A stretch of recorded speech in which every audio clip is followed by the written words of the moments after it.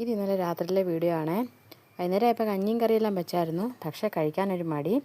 പിന്നെ നേരെ അടുക്കളയിലോട്ട് കയറി മുട്ട പുഴുങ്ങാൻ വെച്ചിട്ടുണ്ട് കേട്ടോ കുക്കറിൽ. 2 വിസിലടിച്ച് കഴിയുമ്പോൾ അത് ശരിയായി വരും. അപ്പോഴത്തേന് പിന്നെ സവോളയും പച്ചമുളകും ഇഞ്ചിയും വെളുത്തുള്ളിയും എല്ലാം ഞാൻ അരിഞ്ഞ് വെച്ചു. വേറൊന്നുമല്ല, ഉപ്പുമാവും മുട്ടക്കറി ഉണ്ടാക്കാമെന്ന് വെച്ചു.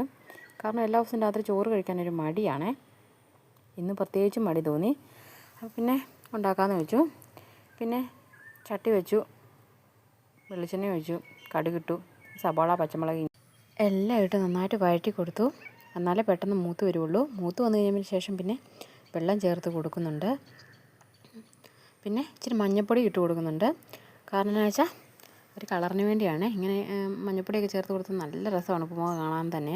പിന്നെ ആജിമയുടെ റോസ്റ്റഡ് റവയാണ് എടുക്കുന്നത്. ഇത് ഉപ്പുമാവിന് വേണ്ടി തന്നെയുള്ള റവയാണ്. കാരണം നല്ല മയമാണ്, നല്ല ടേസ്റ്റുമാണ് കഴിക്കാൻ. ഇത് അജ്മയുടെ തന്നെ ഞങ്ങൾ എല്ലാ പ്രാവശ്യം മേടിക്കുന്നത് കേട്ടോ.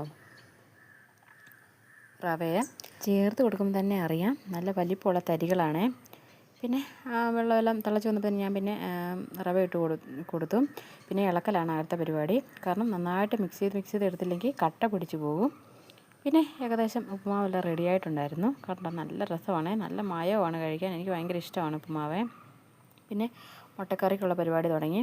ചട്ടി വെച്ച് വെളിച്ചെണ്ണ ഒഴിച്ച് കടുക് ഇട്ടു. പിന്നെ സവാള പച്ചമുളക് ഇഞ്ചി വെളുത്തുള്ളി എല്ലാം ചേർത്ത് കൊടുക്കുന്നുണ്ട്. പിന്നെ ഉപ്പും ഇട്ട് കൊടുക്കുന്നുണ്ട്. പെട്ടെന്ന് വഴന്ന് വരും ഉപ്പ് ചേർത്ത് കൊടുത്താൽ. പിന്നെ ആവശ്യത്തിനുള്ള ഉപ്പും ചേർത്ത് കൊടുത്തു. പിന്നെ നന്നായിട്ട് ഇളക്കി മിക്സ് ചെയ്ത് വഴറ്റിയെടുക്കലാണ് അടുത്ത പരിപാടി. പിന്നെ കരിയാപ്പില ഇട്ട് കൊടുത്തിട്ടുണ്ട്. അപ്പോൾ തന്നെ മുട്ടയൊക്കെ തണുത്ത് വന്നിട്ടുണ്ടായിരുന്നു. കുക്കറിൻ്റെ കാറ്റെല്ലാം പോയായിരുന്നു. പിന്നെ ഞാൻ മുട്ടയെല്ലാം പൊളിച്ച് മാറ്റി വെച്ചു. ശേഷം പൊടി ചേർക്കലാണ് അടുത്ത പരിപാടി. മഞ്ഞൾപ്പൊടി, മുളക് പൊടി, മീറ്റ് മസാല, മല്ലിപ്പൊടി എല്ലാം ചേർത്ത് നന്നായിട്ട് മൂത്ത് വരണേ അതുവരെ ഇളക്കി കൊടുക്കുന്നുണ്ട്. അപ്പോഴത്തേന് പിന്നെ അരപ്പെല്ലാം മൂത്ത് വന്നതായിരുന്നു. പിന്നെ വെള്ളം ചേർത്ത് കൊടുത്തു. പിന്നെ അതിന് ശേഷം ഇച്ചിരി കുരുമുളക് പൊടിയും കൂടി ചേർത്ത് കൊടുത്തേ. പക്ഷെ നല്ല എരിവായിരുന്നു തൊട്ട് നോക്കിയപ്പം. പിന്നെ മുട്ടയും ചേർത്ത് കൊടുത്തു. പിന്നെ അടുത്ത പരിപാടി എന്ന് പറഞ്ഞാൽ പാല് തിളപ്പിക്കലാട്ടോ. കാരണം അതിൻ്റെ കൂടെ മസ്റ്റാണ് ചായ.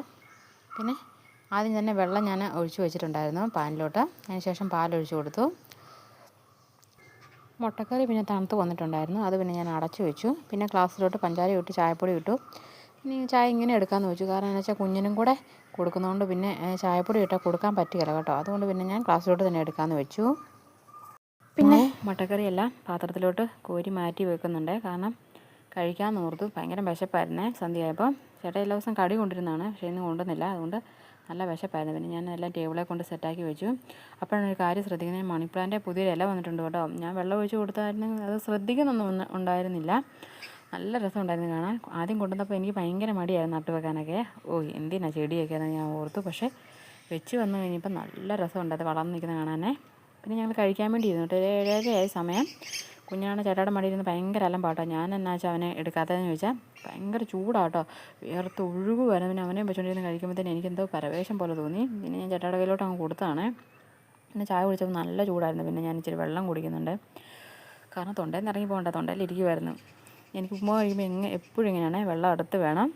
പിന്നെ നല്ല ടേസ്റ്റ് ഉണ്ടായിരുന്നു, നല്ല മയം ഉണ്ടായിരുന്നു. പിന്നെ പപ്പടം ഉണ്ടായിരുന്നു, അടിപൊളിയായിരുന്നു കേട്ടോ. പപ്പടം ഇല്ലായിരുന്നു ഇപ്രാവശ്യം.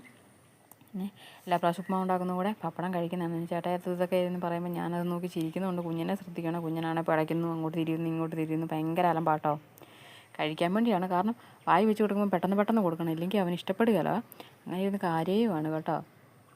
അപ്പോൾ ഇന്നത്തെ വീഡിയോ ഇത്രയേ ഉള്ളൂ. അടുത്ത വീഡിയോ കാണാം. Okay, by.